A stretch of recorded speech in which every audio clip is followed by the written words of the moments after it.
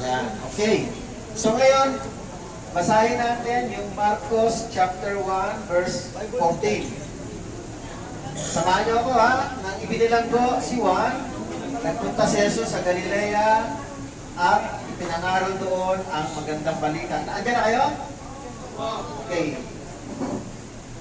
Magandang balita mula sa Diyos. Sinabi niya, dumating na ang takdang panahon. Sabi ni Jesus, malapit na maghari ang Diyos. Kaya magsisi na kayo, talikuran ang inyong mga kasalanan, paniwalaan ninyo ang magandang balita. Okay, next week, Christmas na, Thursday. Merry Christmas po. Oh, Merry Christmas. Magandang balita ba yung Christmas? Opo. Oh, good news yun. Okay, mga babae, kumusta? Okay lang po. Okay lang kayo, okay.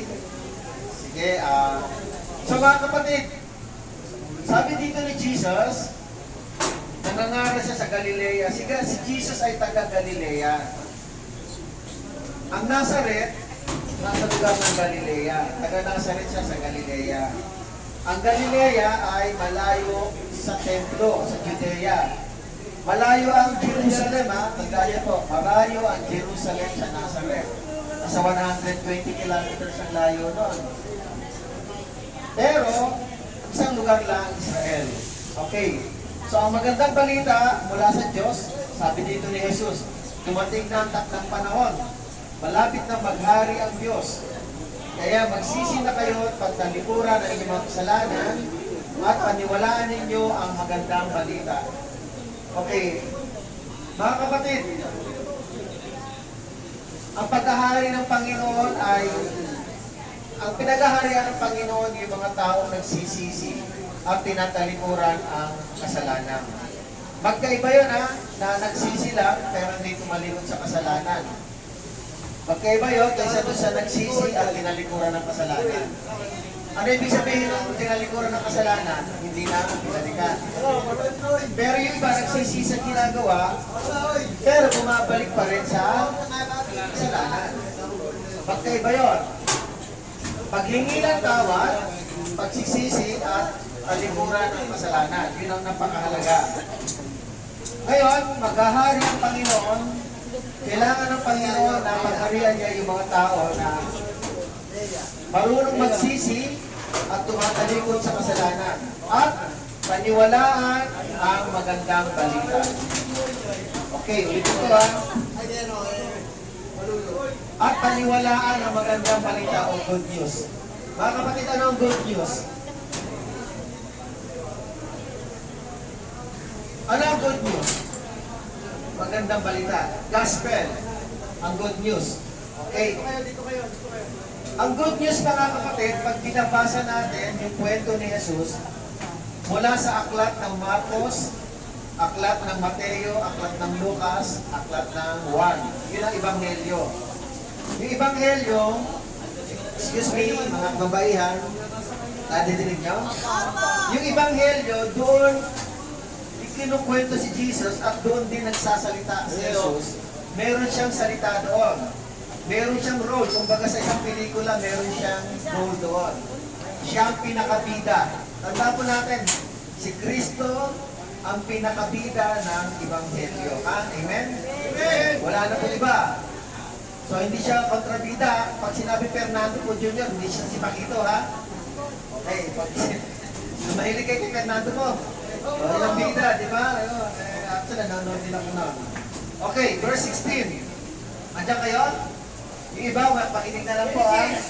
Verse 16, habang naglalakad si Jesus sa tabi ng lawa ng Galilea, nakita niya ang magkapatid na Simon at Andres na nanguhuli ng isda sa pamamagitan ng lambat. Si Simon, mga kapatid, ito po si Pedro. Si Pedro po, ang tawag sa kanya ay Simon, binago lang ni Jesus. Ngayon, mga kapatid, nakita niya si Simon at si Andres na nanguhuli ng isda sa pamamagitan ng lambat. Mangingisda po sila. Sila kapwa mga mangingisda. Sinabi ni Jesus sa kanila, sumunod kayo sa akin at kayo gagawin ko, ano kalagay dyan? At kayo gagawin ko, saan yung Bible nyo? Ano ang gagawin? Kayo gagawin ko, mangingisda. Yun, may nagbabasa. And then, ano pa? Mangingisda ng mga tao. Pagkasabi nga nito, ay agad iniwan ng mga kapatid ang kanilang mga lambat at sumunod sa kanya. Nagpatuloy siya sa paglalakad, si Jesus po, at sa di kalayuan ay nakita naman niya ang magkapatid na Santiago at Juan, ang mga anak ni Zebedeo. Sila'y nasa kanilang bangka at nag-aayos ng mga lambat. Mangingisda rin po ito. Tinawag din sila agad ni Jesus at sila ay sumunod din sa kanya. Iniwan nila sa bangka ang kanyang ama at kasama ang kanilang mga upahang mga manggagawa. Okay. Bukod sa pangingisda, mga kapatid, meron din silang mga kasamang mga alalay. Sino mangingisda rito? Sino yung mga laki sa probinsya marunong mangisda? Nangisda kayo? Okay. Pero ano lang kayo, hindi kayo nagbi-business, yung nangingisda lang. Iba yung nagbi-business. Sila Pedro, si Andres, si Juan, at saka si Santiago, may business po sila. Kaya nga sila may kasama silang kapwa manggagawa. Okay. So sa madaling salita, verse 16 to 20, tinawag ni Jesus yung apat na apostol niya, alagad niya. Verse 21, tuloy natin. Nagpunta sina Jesus sa Capernaum at nang sumunod na araw ng pamamahinga, ay pumasok si Jesus sa sinagoga at nagturo. Ang sinagoga, mga kapatid, ito po ay isang maliit lang na kwarto. Dito po binabasa ang Ebanghelyo. Dito po binabasa, actually hindi Ebanghelyo, ano pa, sulat pa ni Moses, mga batas. Hindi binabasa yon sa templo, dito binabasa yon sa sinagoga. Dito ang sinagoga ay lugar ng pag-aaral. Dati, bago pa isinilang si Jesus, ang sinagoga ay eskwelahan. Ginawang eskwelahan at ginawang maraming purpose ang sinagoga. Hanggang sa dumating si Jesus, naging lugar ito na kung saan binabasa ang sulat ng mga apostol, sulat ng mga propeta at ng kautusan ni Moses. So sabi rito, sumunod na araw, sa pamamahinga, pumasok si Jesus sa sinagoga at nagturo na mga tao sapagkat nagtuturo siya ng may, kapangyarihan. Hindi tulad ng mga tagapagturo ng kautusan. Sino po ba ang tagapagturo ng kautusan? Mga kapatid, pag tinignan natin yung Mateo chapter 23, sabi ni Jesus doon, verse 1 hanggang 3, sabi ni Kristo, Mateo 23, verse 1 hanggang 3, ang mga Pariseo at Iskriba, sila raw ay umuupo sa upuan ni Moses. Ibig sabihin, sila nagtuturo ng kautusan. At ang sabi ni Jesus sa verse 3, sundan nyo o kaya pakinggan nyo ang sinasabi nila, ngunit huwag ninyong tularan. Okay, makinig. Ang mga Pariseo at mga Iskriba, sila ay nagtuturo ng kautusan. Kaya lang, pag nagtuturo sila, ang napansin nila, walang kapangyarihan. Pero si Jesus, pag nagtuturo, ay may kapangyarihan. Ano ibig sabihin ng kapangyarihan? Pag nagtuturo ba si Jesus, may nakatutok na baril sa inyo? Na parang, pag hindi kayo nakinig, parang may kapangyarihan siyang, gano'n ba? Yung salita. Yung salita ng Diyos, tama. Sabi sa Hebrew chapter 4, verse 12, ang salita raw ng Diyos ay buhay at makapangyarihan. Na parang tabak na magkabila ay talim. Parang tabak na magkabila ay talim. Okay. So makapangyarihan ng salita ng Panginoon. Tuloy ko lang, verse 23. Bigla namang pumasok sa sinagoga ang isang lalaki, sinasapian ng masamang espiritu. Ito'y sumigaw, anong pakay mo sa amin, Jesus, na taga Nazaret? Naparito ka ba upang kami kuksain? Kilala kita, ikaw ang banal na mula sa, anong sagot? Nakalagay dyan, mula sa? Kanina yun. Sabihin, balik tayo sa Marcos po. Balik na tayo dito. Diyos, Marcos 1 lang po, page 45. Page 45. Okay. So, tuloy ko lang, no? So, yung masamang espiritu, mga kapatid, ay nasa tao. Pumasok yung tao sa sinagoga at sabi ng masamang espiritu, nagsalita, naparito ka ba upang kami puksain? Kilala kita, sabi ng masamang espiritu. Ikaw ang banal na mula sa Diyos. Nakakita na kayong taong naalihan ng masamang espiritu? Ha? Sa TV? Sa TV lang? Nakakita na kayo personal? Natabi mo pa? Kuya mo, parang sinapian, gano'n. Saan yung pinagamot? Albularyo? Dasal, okay. Okay, kayo mga babae, nakakita na kayo na sinasapian ng parang may masamang espiritu? Natang malakas, tama, okay. Okay, totoo po yun, no? Tuloy ko lang, no? Tuloy ko lang. Sabi dito mga kapatid, ano sabi niya kay Jesus? Ano sabi niya kay Jesus? Yung masamang espiritu? Ano sabi niya kay Jesus? Ano nakalagay dyan? Ano sabi niya kay Jesus?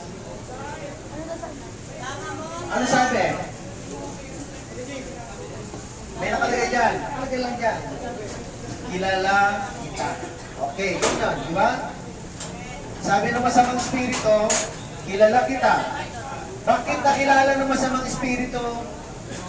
Bakit nakilala ng masamang espiritu si Jesus? Mas nauna yung masamang espiritu na kilala si Jesus kaysa mga tao. Tapos ano sabi? Ikaw ang banal na mula sa Diyos. Bakit nakilala nila si Jesus? Mga babae, bakit nakilala nila si Jesus? Mas kilala nila si Jesus kaysa mga tao na kilala si Jesus. Bakit po? Dahil po ang mga masamang espiritu na to, sila po yung tinatawag na majority po, na tinatawag na fallen angel, na galing din sa langit. Nakikita nila si Jesus sa langit. Mga kapatid, sila yung mga bumaba na masamang espiritu. Okay. Sa aklat ng Job, makikita niyo po yun, chapter 1, yung mga anak daw ng Diyos nakipagkita kay Job at kinausap ng Diyos. Tignan natin, ha? Job chapter 1. Okay, ako na lang, huwag niyo nang buksan tong Job kasi maliligaw kayo. Okay? Verse 6, chapter 1, verse 6. Dumating ang araw na ang mga anak ng Diyos, sabi dito, ay lumarapit kay Yahweh at naroon din si Satanas. So, si Satanas din ay kasama na nabibilang sa anak ng Diyos. Kaya lang, sila po yung fallen angel. Amen? Sila po yung mga masamang espiritu na bumaba, nakipagtalo sa mga anghel sa langit, at sila po yung nasa lupa. Kaya sa lupa, may mga masasama. Bakit? Narito ang espiritu ni Satanas. Okay, balikan lang natin to. Kaya may mga masamang espiritu, ulitin ko, may mga masamang espiritu na pumapasok sa mga tao at nagkakaroon ng sakit yung iba at yung iba ay gumagawa ng masama. Kapag ang isang tao ay gumagawa ng masama, wala siya sa katinuan.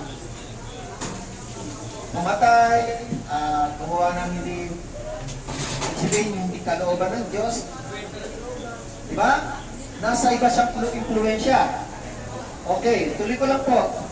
Kilala nila si Jesus because galing sila doon sa langit. Sila yung bumaba, ibinaba ng Panginoon. Pag binasa niyo po Isaiah 40, nakalagay din doon, na si Lucifer, ang binabanggit sa King James Version, na si Lucifer ay nag-asam na pantayan ang taas-taasan ng Diyos, ngunit siya ibinaba sa baba.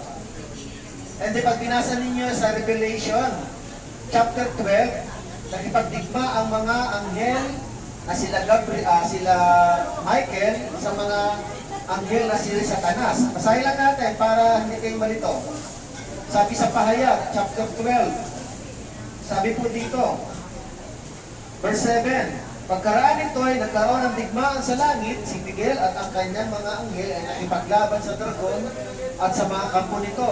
Natalo ang dragon at ang kanyang mga kampon at hindi na sila pinayagang manatili sa langit. Yun yung mga fallen angel. Itinapon ang napakalaking dragon, ang matandang ahas na tinawag na Diablo at Satanas, na nandaya sa buong sanlibutan. Tinapos siya sa lupa kasama ang lahat ng kanyang mga kampon. Pati yung mga masamang espiritu na nanggugulo, nananakit, sumasapi sa mga tao, sila yon. Amen? Amen! Narito sila sa lupa. Okay. Espiritu nila. Okay, so tuloy ko lang mga kapatid. Sabi nila, no? Kilala kita. Verse 25, ngunit inuutos ni Jesus. Balikan natin yung Marcos 1, page 45. Andiyan po kayo, ate? Page 45. Verse 25, ngunit inuutos ni Jesus sa masamang espiritu, tumahimik ka, lumabas ka sa kanya. At anong nangyari? Next page. Next page, page 46. Pinangisay ng masamang espiritu ang lalaki at sumisigaw. Itong lumabas sa kanya. So yung lalaki po ay nangingisay at yung masamang espiritu ay lumabas doon sa lalaki. Verse 27. Ang lahat ay namamag, kaya't sila ay nagtanungan sa isa't isa. Paano nangyari yon? Ito ay isang kakaibang katuruan. So bago, first time nila makakita ng masamang espiritu o kaya may sakit, pinagagaling ni Jesus. Sabi nila, bagong turo to. Lumalayas ang masamang espiritu. At ang sinabi, kapangyarihan niyang nauutusan ang masasamang espiritu at sumusunod naman ang mga ito sa kanya. Dahil dito, mabilis na kumalat sa buong Galilea ang balita tungkol kay Jesus. Okay, hanggang muna tayo. Nakuha niyo po? Kayo, nakuha niyo? Okay, sige. Dalawang beses binanggit ko kapangyarihan, yung salitang kapangyarihan. Ano pagkakaunawa niyo sa kapangyarihan? Kanina, binanggit, si Kristo ay nagsasalita ng may kapangyarihan hindi tulad ng ibang mga mangangaral ng kautusan. Ngayon, nagpalaya siya ng masamang espiritu. Dito, nakita na naman nila na may kapangyarihan siya nag-uutos sa mga diablo na lumalabas sa mga tao. Ang sabi nga nila, parang bagong turo to, katuruan. Ano pagkakaintindi niyo sa kapangyarihan? Ano pagkakaintindi niyo sa kapangyarihan? Yung halimbawa, kapangyarihan ng tao, halimbawa. Okay, halimbawa, kapangyarihan, at tuloy ko lang, halimbawa, tumakbo ka ng presidente, magkakaroon ka ba ng kapangyarihan pag nanalo ka? Yes. Yes. Lahat ng mga nananalo presidente, lahat yan may kapangyarihan, gumawa ng mga presidential decree o kaya batas. Ang mayor, kapag umupo, may kapangyarihan ba yan? Yes. Ang mga gobernador, may kapangyarihan pag nananalo sila? Yes. Yung mga hari, for example, sa Saudi Arabia, may kapangyarihan ba yung mga hari? Yes. Kapag ikaw ay nakaupo, tawagin natin, yan ang popular na kasabihan. Pag ikaw ay nakaupo, ikaw ay may kapangyarihan. Pero ano yung kapangyarihan na meron si Jesus? Okay, balikan natin yung kapangyarihan. Gumagawa ng batas, tama? For example, meron tayo halimbawa, gumawa ng batas si Mayor para halimbawa na bawal dito sa lugar na ito yung ganito ganyan. Halimbawa lang, pero sa ibang lugar hindi pwede. Gumawa ng ordinance, batas din yun, di ba? Halimbawa lang, mag-set ng oras si Mayor, gawing 9 o'clock ng gabi yung curfew. Pwede nang gawin niya kung gusto niya. Ordinansa yun, batas yun, di ba? So, gobernador, ganon, presidente, mayor, ano pa ba? Tapos yung mga senador tsaka congressman, gumagawa rin sila ng batas, di ba? Ngayon, pag gumagawa sila ng batas, ano nangyayari? Ulitin ko pag gumagawa sila ng batas, ano nangyayari? Sino sumusunod? Yung mayor o yung taong bayan? Sino sumusunod? Yung presidente o yung bansang Pilipinas? Mga Pilipino. Ang sumusunod yun, di ba? Ngayon, ano yung kapangyarihan na meron si Jesus? Alam niyo po, Meron kakaibang kapangyarihan na iba sa kapangyarihan ng tao. Ang kapangyarihan ng Diyos ay iba. Saan ba nanggagaling yung kapangyarihan? Sa Diyos. Mga kapatid, kayo po ba ay naniniwala sa tinatawag ng Trinity? Lahat po ba ay Katoliko? Karamihan, no? Karamihan ba Katoliko? Mga dito sa babae, karamihan ba Katoliko? Opo. Naniniwala kayo, the name of the Father, the Son, and the Holy Spirit. Oo, naniniwala. Pero ang totoo, kulang tayo sa kapangyarihan ng Holy Spirit. Ano ba ang Holy Spirit? Ito basahin ko lang po. Sabi sa Aklat ng Gawa, bago si Kristo umakyat sa langit, pero muli na siyang nabuhay dito. 40 days pa siyang nagpakita sa mga tao, 40 days. Mga ilang araw na lang, mga 7 days more or less, bababa yung banal na Espiritu. Ito sabi ni Jesus, Gawa chapter 1 verse 8. Sabi sa mga alagad, subalit tatanggap kayo ng kapangyarihan pagbaba sa inyo ng Espiritu Santo. At kayo magiging mga saksi ko sa Jerusalem, sa buong Judea at sa Samaria, at hanggang sa dulo ng daigdig. So, bibigyan ng kapangyarihan ni Jesus ang mga alagad, ang mga tao, mananampalataya, kapangyarihan. Ano yung kapangyarihan? Banal na Espiritu. Okay. Kailan ibibigay ni Jesus yun? Nung siya ay paakyat na sa langit. Ang sabi ng Panginoong Jesus, bago naman siya namatay, sabi ni Jesus, Aklat ng 1, chapter 14, verse 26. Ito sabi ni Jesus, ngunit ang patnubay, ang Espiritu Santo na isusuko ng Ama, sa pangalan ko, ang siyang magtuturo sa inyo ng lahat ng bagay at magpapaalala ng lahat ng sinabi ko sa inyo. So ano kapangyarihan ng Espiritu Santo? Ano kapangyarihan ng Espiritu Santo? Ang kapangyarihan niya ay siya ay magtuturo ng lahat ng bagay tungkol sa Diyos at magpapaalala ng mga sinabi ni Jesus. Nakalagay dito sa 1 chapter 14 verse 26. Iba ang kapangyarihan ng tao sa kapangyarihan ng Diyos. Ang kapangyarihan ng tao, halimbawa, tulad ng sinasabi ko, presidente at mayor o gobernador. Sino sumusunod? Yung tao. Sa kanila, sa kanilang mga panukala o sa mga batas. Pero pag ikaw ay pinuspos ng banal na Espiritu, magkakaroon ka rin ng kapangyarihan. Yung ba'y kapangyarihan para magpasunod ka ng tao? Hindi. Kapag kayo pinuspos ng banal na Espiritu, magkakaroon din kayo ng kapangyarihan. Pero anong klaseng kapangyarihan? Mag-uutos ba kayo? Hindi. Ang kapangyarihan na binibigay ng Panginoon ay pagpapakumbaba. Tuturuan tayo magsisi sa ating mga nagawang kasalanan, kapangyarihan para manampalataya kay Kristo, kapangyarihan para sumunod sa Panginoon. Ibang-iba ito sa kapangyarihan ng tao.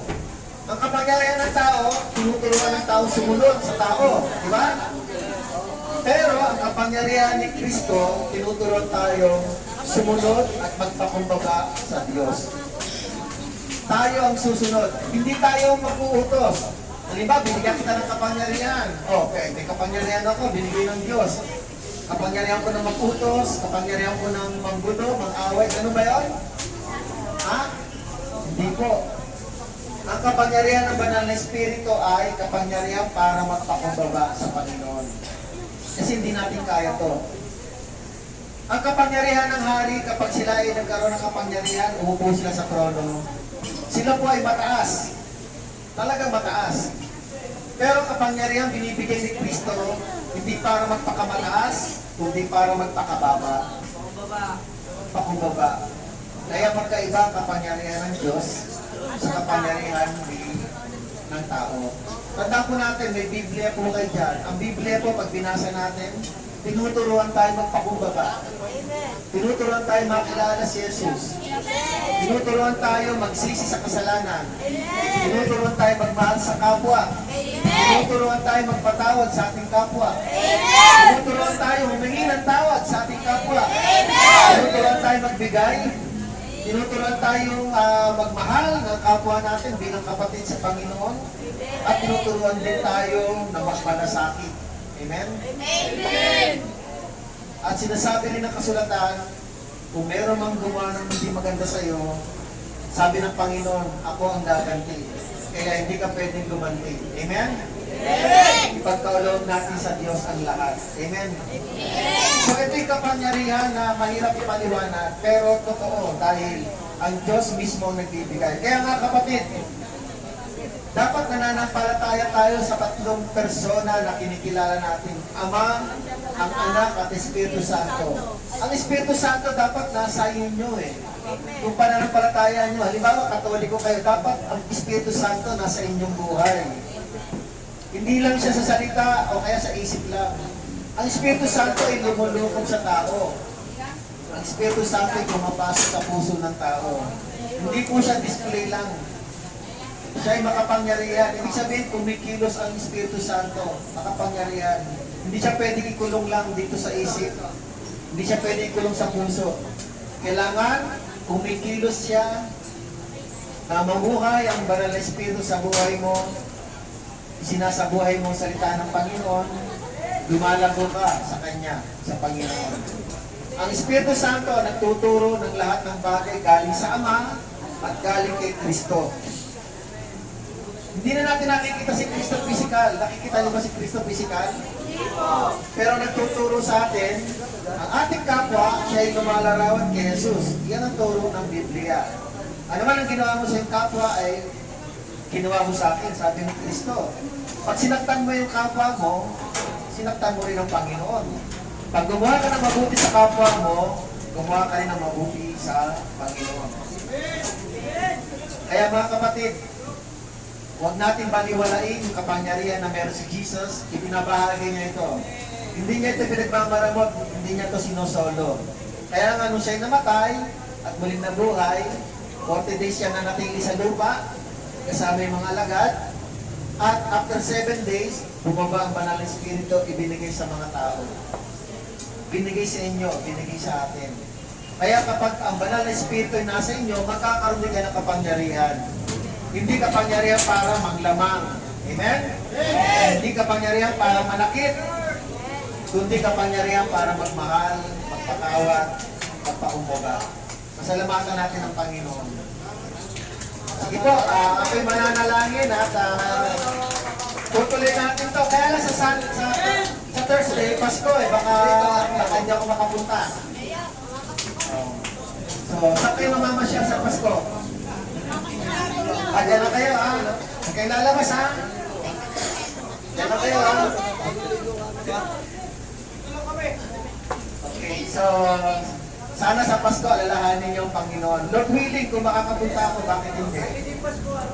Oo, ha? Anyway, yung araw ng Pasko naman, araw-araw talaga yun. Basta ginugulitan natin si Jesus. Every day is a Christmas. Sige, tayo lahat ay tumayo at manalangin tayo.